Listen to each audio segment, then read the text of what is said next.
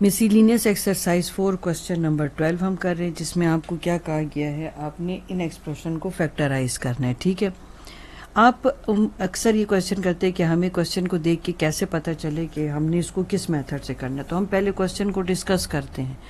देखिए, अगर तो ब्रैकेट में कोई साइन इनक्लोज हो गया, यानी कोई वैल्यू उसके साथ कोई साइन, उसको तो आपने नहीं देखना कि मतलब उसके बेसिस पर आप फैसला लें कि ये टर्म्स हैं। देखिए, टर्म्स को हम कैसे रीड करते, पहली चीज़ आती ही टर्म्स हैं। ठीक है ना, कि अब आपके पास क्या है, यहाँ पर मैंने जो येलो लाइन जो है ड्रॉ की, ये एक पूरा टर्म है और ये एक पूरा टर्म। ये जो माइनस साइन है जो आपको साफ दिखाई दे रहा है कि वो किसी ब्रैकेट में इनक्लोज नहीं है और वो बाहर है, तो उसके बेसिस पर आप कहोगे एक टर्म ये और एक टर्म ये है।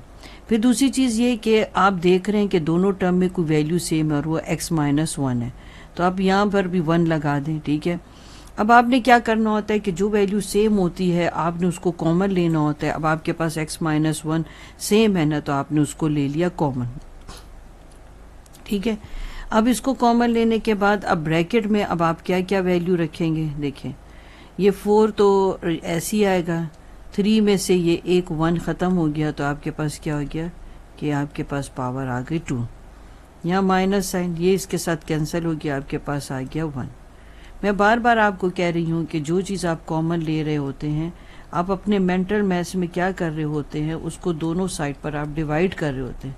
अगर ये से कैंसिल होगा तो आपके पास क्या पीछे बच जाएगा, 4x - y होल स्क्वायर। ये देखें, और अगर इस एक्सप्रेशन के साथ ये डिवाइड हो जाएगा, यानी जो चीज़ आप कॉमन ले रहे हैं ना, मैं कहती हूँ ना, देखें कैंसिल हो गया, तो बेसिकली मेरा मकसद यही होता है कि आप ज़हन में इसको उस पर डिवाइड कर रहे हैं। अब दूसरा स्टेप क्या आ गया, अब देखिए 4 भी परफेक्ट स्क्वायर है और ये स्क्वायर भी आपके पास परफेक्ट स्क्वायर ही को शो करता है। 1 हर एक का दोस्त बन जाता है, इसलिए इसके ऊपर भी 2 ही लगाएं अगर इस तरफ की वैल्यू स्क्वायर है। अब आपने क्या करना है कि इसका जो है आपने स्क्वायर लेना है। मतलब अगर मैं ऐसे लिखूं 4, तो इसका क्या मतलब है कि इसका तो मतलब 2⁻² है। तो अगर मैं ऐसे लिख दूं, और ये तो ऑलरेडी स्क्वायर फॉर्म है, और इस वैल्यू के लिए मैं एक और ब्रैकेट बना लूँ ताकि मुझे रीड करना इजी हो जाए। ठीक है, और आपको समझाना आसान हो जाए, तो ऐसे लिख सकते हो ना, कोई फ़र्क तो नहीं पड़ेगा।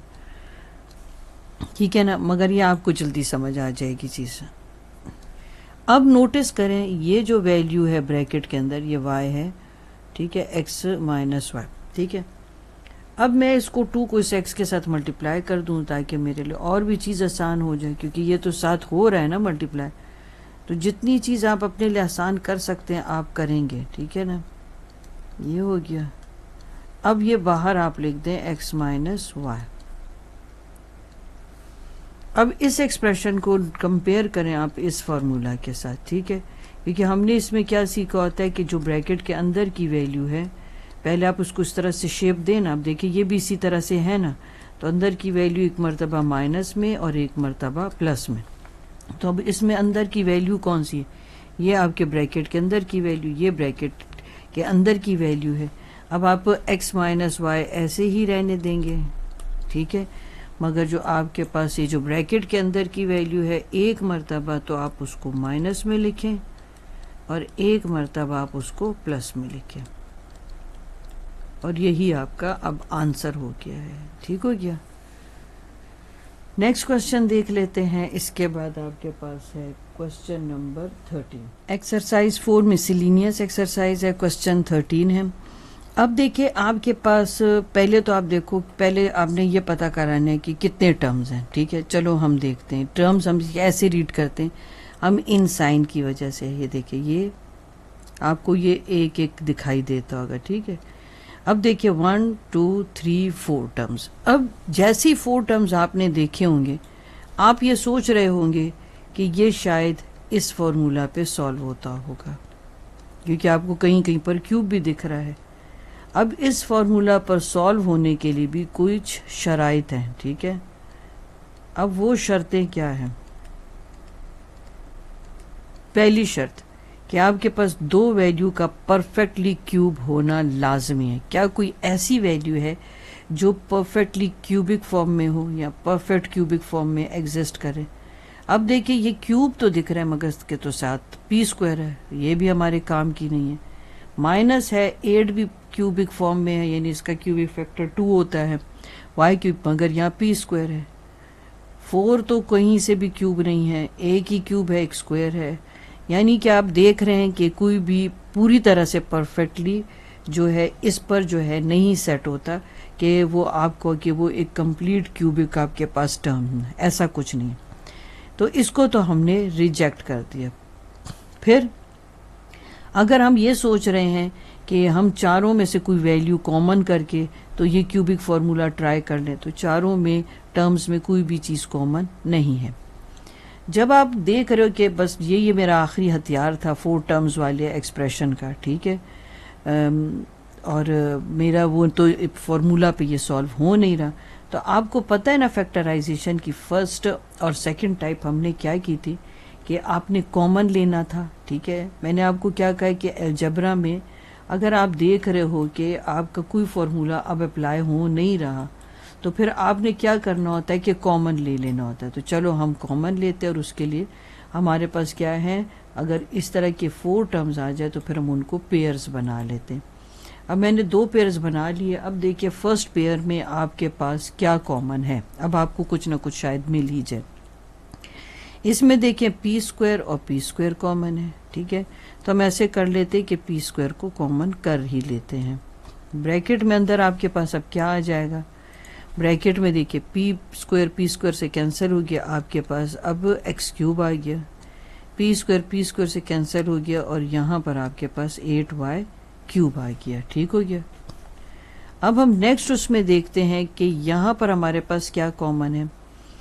अब 4 मुझे यहाँ कॉमन दिख रहा है, क्योंकि 4 जो है खुद के टेबल पर तो जाएगा, मगर 4 के टेबल में 32 भी है। दूसरा क्या आपको कॉमन दिख रहा है, क्यू स्क्वायर -4 क्यू स्क्वायर हम कॉमन ले लेते हैं। अब हम ब्रैकेट के जो अंदर जो है वो वैल्यूज जो है इससे फिल करते हैं, ठीक है। अंदर क्या आपके पास आ गया, माइनस इंटू माइनस प्लस हो गया, 4 से कैंसिल हो गया, क्यू से कैंसिल, तो आपके पास आ गया x cube, plus into minus minus हो जाएगा, 4 8 टाइम 32 होता है, क्यू से कैंसिल हो गया, आपके पास आ गया वाई क्यूब। नोटिस करें कि ब्रैकेट के अंदर की वैल्यू आपके पास बिल्कुल सेम आ रही है, ठीक है। अब हमने क्या करना है, जो ये आपके पास पी स्क्वायर है -4 क्यू स्क्वायर, आपने इसको कंबाइन कर लेना है, और दूसरी तरफ आपने जो है इसको कंबाइन करना है, क्योंकि दोनों सेम आ रहे हैं, ठीक है।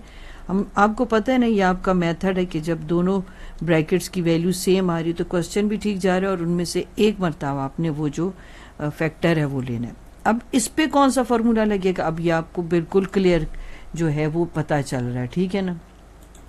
ये आपका है ये वाला फार्मूला, हम यहाँ लिख देते हैं, आप ये भी लिख सकते हो using a square minus b square, और इसके लिए using a cube minus b cube. पूरा फार्मूला लिख लें, कोई मसला नहीं, ठीक है। हम इस पे ये फार्मूला अप्लाई करें और इस पे हम ये वाला अप्लाई करें, ठीक है। चले, मैंने आपके आगे ही लिख दिया। अब इस पे अगर आपने अप्लाई किया तो आप एम्प्टी ब्रैकेट्स बनाएंगे पहले, और अगर आपने इस पे अप्लाई किया तो तब भी आप एम्प्टी ब्रैकेट ही बना के मूव करेंगे, ठीक हो गया। आपको पता है ना, मैं आपको एम्प्टी ब्रैकेट्स के थ्रू जो है इसको सॉल्व करने के लिए कहती हूँ। अब इसका ये वाला सेट आ जाएगा,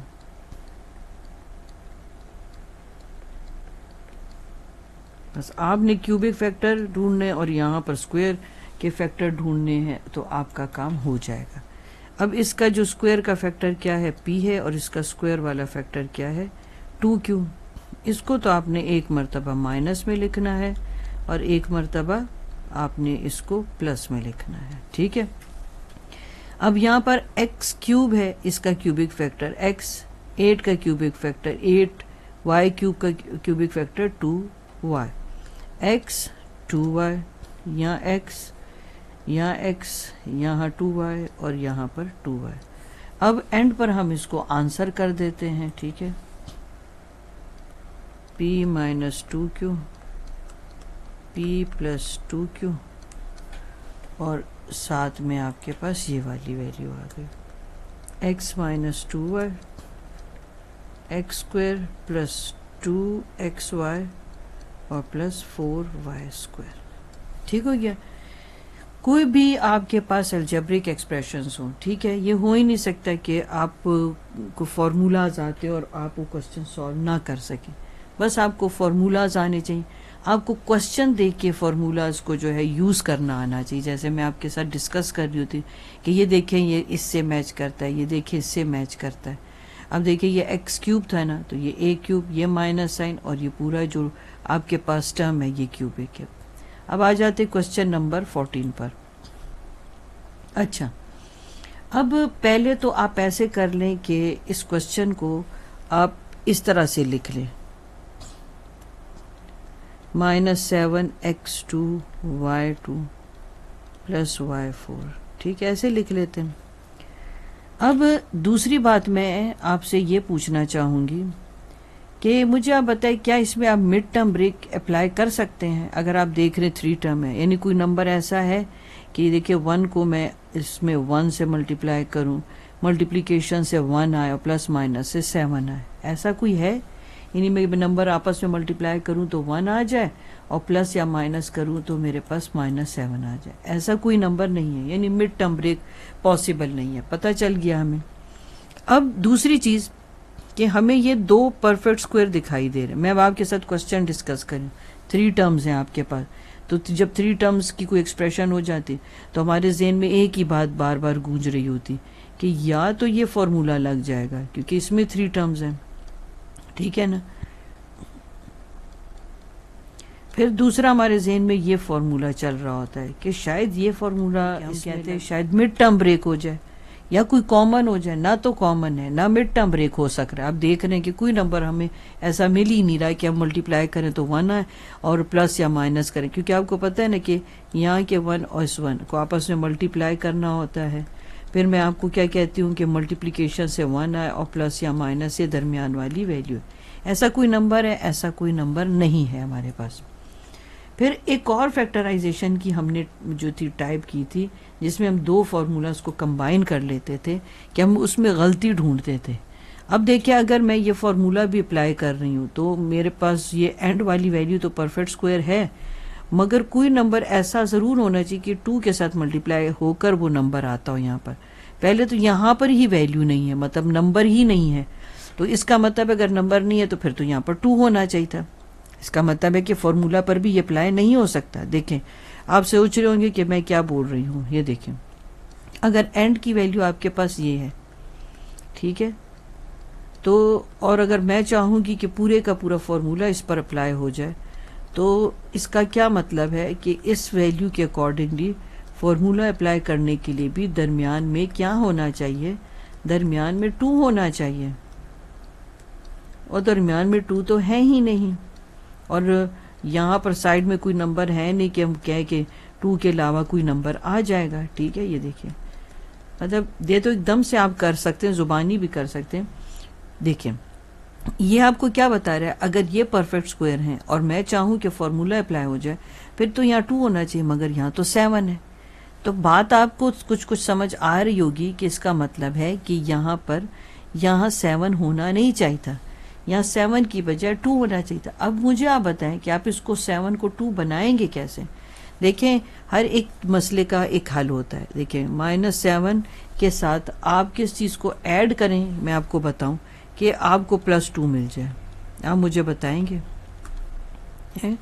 मैंने आंसर भी लिख दिया, मैंने ये -7 के साथ क्या ऐड करूं कि 2 आ जाए।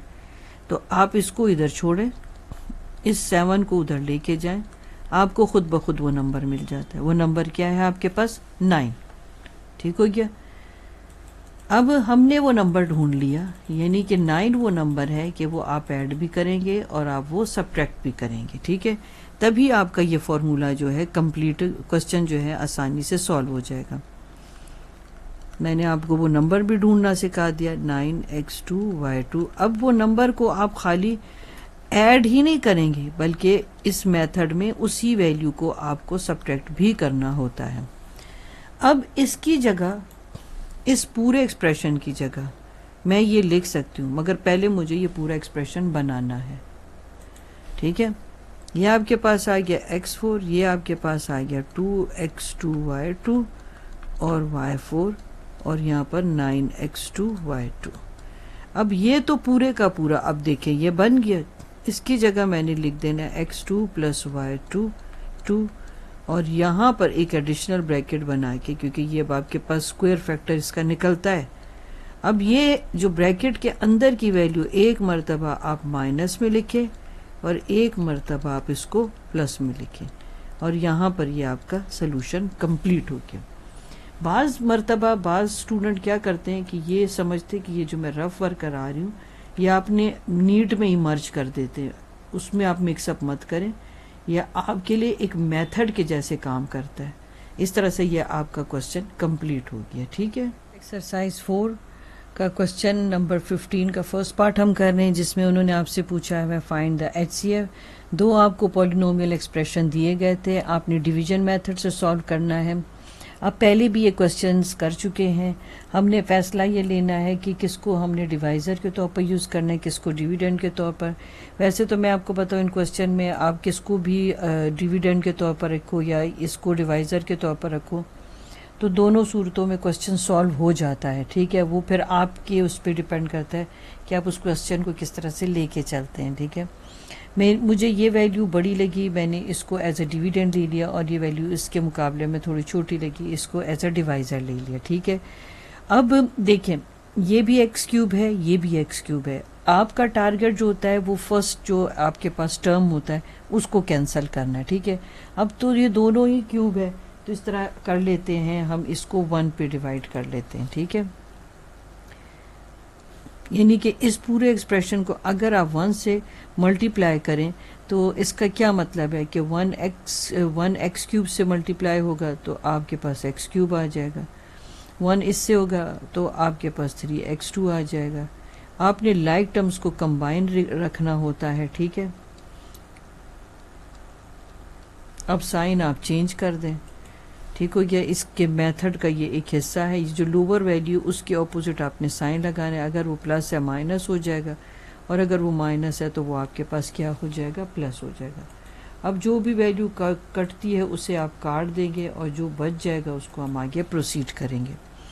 अब नोटिस करें आपके पास ये भी कट गया, आपके पास ये भी कट गया, तो बड़ा अच्छा सा मुझे लग रहा है कोई क्वेश्चन। अब देखें यहाँ पर आपने सब्ट्रैक्ट किया तो -5 है। अब आप इस साइन को कंसिडर नहीं करेंगे, इस वाले साइन को। ठीक है, मगर इसको जो है अब सर्कल करने की भी इजाज़त नहीं होती, बस आप ये सोचें कि ये वाला साइन इंक्लूडेड नहीं है, -8 और +3x को आपने अब रीड करना है। इसी तरह ये -24 और अब आप +9 रीड करेंगे, 9 के साथ ही जो रेड वाला साइन है वो आप माइनस वाला रीड नहीं करेंगे। आपने सब्ट्रैक्ट कर लिया, यहाँ पर 15 आ गया। अगर नोटिस करें तो यहाँ पर आपके पास -5 कॉमन बनता है, तो आपके पास x 5 3 टाइम आपके पास 15 आ गया। ठीक हो गया, अब आपने इसे जो है अंदर रखना होगा, नहीं इसको बाहर रखना होगा। ठीक है, और इससे अंदर जो है रखना होगा, यानी अब ये डिविडेंड बन जाएगा, अब ये डिवाइज़र बन जाएगा नेक्स्ट स्टेप में। ठीक है, अब आपने नेक्स्ट स्टेप, अब हम इसे ऐसे लिख लेते हैं। ठीक है, अब ये आपको तो पता है कि इन क्वेश्चंस के मेथड में ही ऐसा होता है, ये आपको करना पड़ता है ऐसा। अब ये आपका हो गया डिवाइज़र।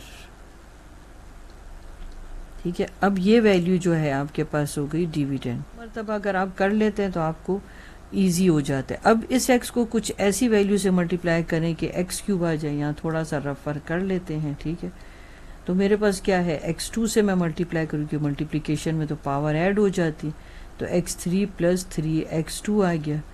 अब ये जो है ये तो यहाँ टॉप पे आपने लिख देना है। ठीक है, एज अ कोशंट। ये डिवाइज़र है, ये डिविडेंड है। अब इन दोनों को आप साथ में लिख लेंगे, जो आपका ये जो आंसर आपका आया है। ठीक है, वो भी लाइक टर्म्स के तरीके से आपने लिखना होगा। वैल्यू वैसे आपकी बड़ी अच्छी आ रही है। ठीक है, बड़ी जल्दी जल्दी आपका कैंसिल हो जाएगा, इसलिए ये भी कैंसिल हो गया, ये भी कैंसिल हो गया। अब पीछे आपके पास बच गया -3x और -9।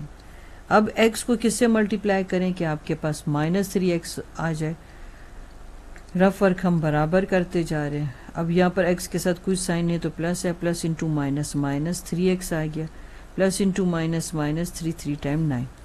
अब -3 तो चला गया यहाँ पर कोशट वाली जगह पर, ठीक है, ये वाला -3, ये -3 आपके पास यहाँ पर आ गया, ठीक है। अब आप साइन चेंज कर दें इसके, अगर ये नीचे वाली वैल्यू माइनस है तो ये प्लस, ये माइनस है तो ये प्लस, ठीक है। ये तो कट गए आपके पास, तो आपके पास HCF क्या आ गया। अब हम आंसर कर देते हैं। हमारे पास HCF जो है वो है x+3, यानी वो लास्ट वैल्यू है जिस पर ये एक्सप्रेशन डिवाइड हुआ था, ठीक है। अब हम इसका नेक्स्ट पार्ट देख लेते हैं इसी क्वेश्चन का। क्वेश्चन यहाँ पर भी आपसे उन्होंने यही कहा किया है कि आपने क्या करना है कि इसका HCF फाइंड आउट करना है। आपको दो पॉलिनोमियल एक्सप्रेशन दिए जाते हैं, ठीक है।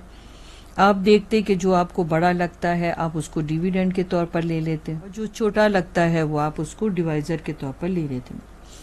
मगर मैं आपको बताऊं कि ये क्वेश्चन में अगर आप ये जो मैंने डिवाइज़र लिया इसको आप डिविडेंड के तौर पर लें तब भी क्वेश्चन का सलूशन हो जाता है। मेरे दोनों से आंसर निकल आए हैं, मगर मुझे ये जो मैंने इसमें आपके पास 9 को एज अ डिविडेंड रखा है, इसमें मुझे थोड़ा सा जो सलूशन है वो छोटा लगा तो इसलिए मैंने इसको यूज़ किया है, ठीक है। मगर मैं आपको बताऊं ये हो जाता है, दोनों से ही हो जाता है, मगर थोड़ा केयरफुल रह के सलूशन करना पड़ता है, ठीक है। चलिए हम स्टार्ट करते हैं। अब देखिए यहाँ भी 4 था, यहाँ भी 4 था। ये मैंने किस सेंस में बड़ी किस सोच से अंदर रखी कि ये 9 है तो मैं इसको किसी नंबर से मल्टीप्लाई करूँगी तो आराम से 9 आ जाएगा। अब इस 3x4 को किससे मल्टीप्लाई करें कि आपके पास 9x4 आ जाए, ठीक है। मैं यहीं पर थोड़ी देर के लिए रफ वर्क आपको कर दूं ताकि आपको ज़रा रीड करना आसान हो जाए। तो ये जो 3 है हम इसको इस पूरे एक्सप्रेशन से मल्टीप्लाई करेंगे, ठीक है।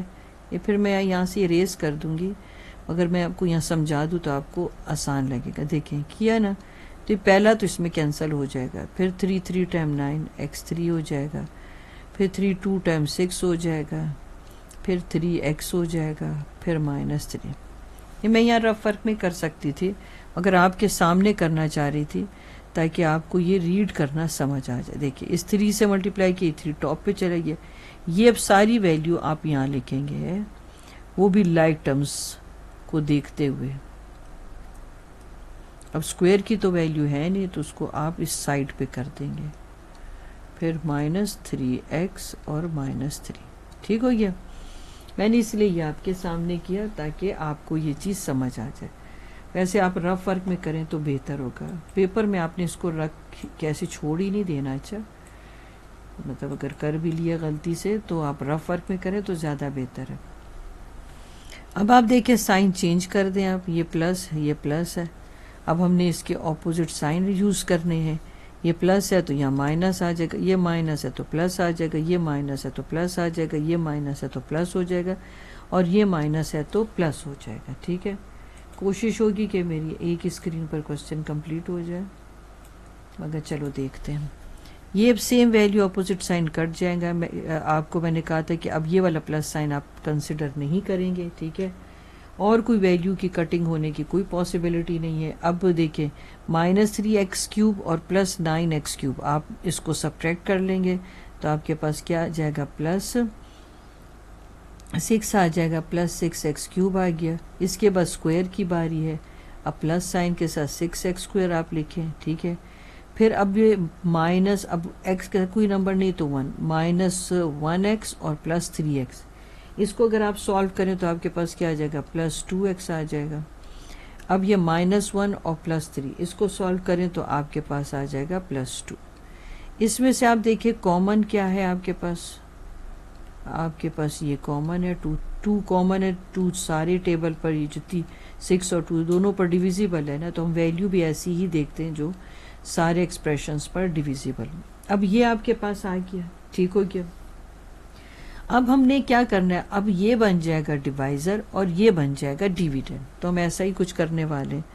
तो अब हमने इसको एज अ डिवाइज़र लेना है।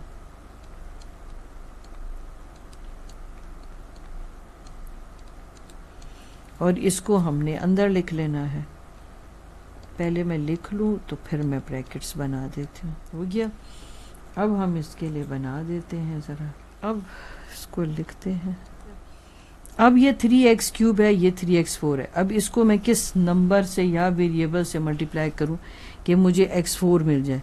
तो मैं फ़िलहाल आपके लिए यहीं पर ही रफ वर्क कर दूं, ठीक है। फिर मैं हटा भी दूंगी आपके लिए 3x4 plus 3x cube plus x square और प्लस x।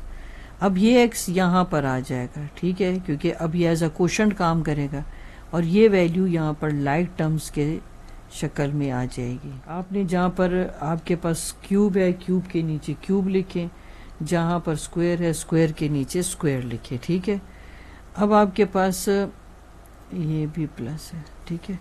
अब मैं ये हटा दूँ रफर, क्योंकि ये तो आप इस सोल्यूशन में नहीं करेंगे। आपके पास अगर स्पेस हो, मेरे पास ज़रा स्पेस थोड़ी सी कम है ना, तो मैं इसलिए बचा रही हूँ जगह।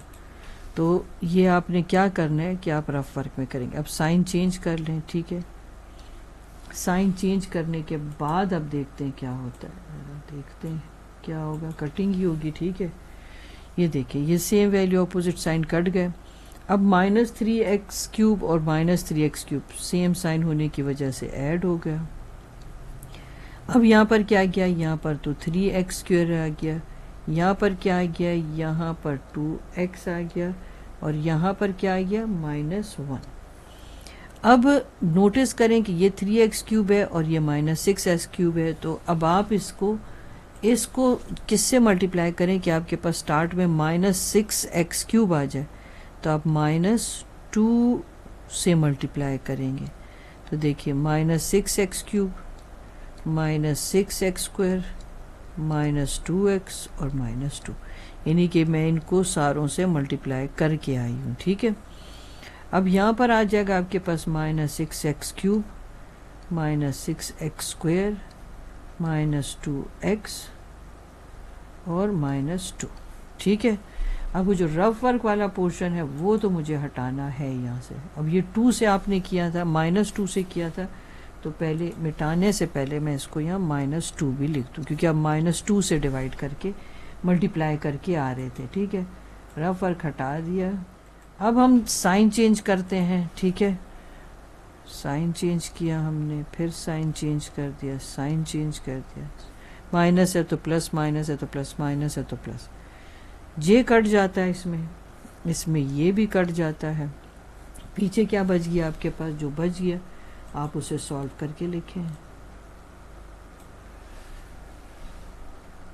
यहाँ पर आपके पास बचता है +3x स्क्वायर और यहाँ पर क्या आपके पास आता है +1। ये रेड वाले अब साइन आप नहीं कंसिडर करेंगे, अच्छा, ठीक हो गया। अब ये 3x स्क्वायर जो है ये डिवाइज़र बन जाएगा, ठीक है। अब मेरे पास यहाँ तो स्पेस है नहीं, अब मुझे अगली जो स्लाइड है उसको यूज़ करना ही पड़ेगा, ठीक है। अब हम चलते हैं अगली स्लाइड पर। तो ये याद रखना 3x स्क्वायर +1 है और ये वाला एक्सप्रेशन आपके पास अंदर आ जाएगा। 3x स्क्वायर आपके पास आ गया, क्योंकि अब ये थोड़ा सा ही रह गया और आपने इस वैल्यू को आपने अंदर कर देना है। 3x cube plus 3x square plus x और +1। इसको x से आपने मल्टीप्लाई किया तो यहाँ पर आ गया x, तो ये आपके पास क्या आ जाएगा 3x क्यूब और प्लस x। ओह चलो अच्छा, यहीं पर आ गया हमारा, आसान हो गया काम। ये कैंसिल हो गया, ये कैंसिल हो गया। अब रह गया आपके पास 3x स्क्वायर +1। अब 1 पे अब आपका आराम से हो जाएगा। तो आपके पास क्या आ गया 3x स्क्वायर +1। ये देखिए, अब आपके पास HCF क्या आएगा 3x स्क्वायर +1। बहुत अच्छे से क्वेश्चन किया हमारा, ठीक है ना। देखिए, जगह भी पूरी हो गई और क्वेश्चन भी पूरा हो गया। HCF हमारे पास ये, जिसमें आपके पास एंड पर जिस वैल्यू पर ये एक्सप्रेशन डिवाइड हुआ, ये आपका HCF आ गया, ठीक हो गया। यहाँ 15 नंबर क्वेश्चन आपका ख़त्म।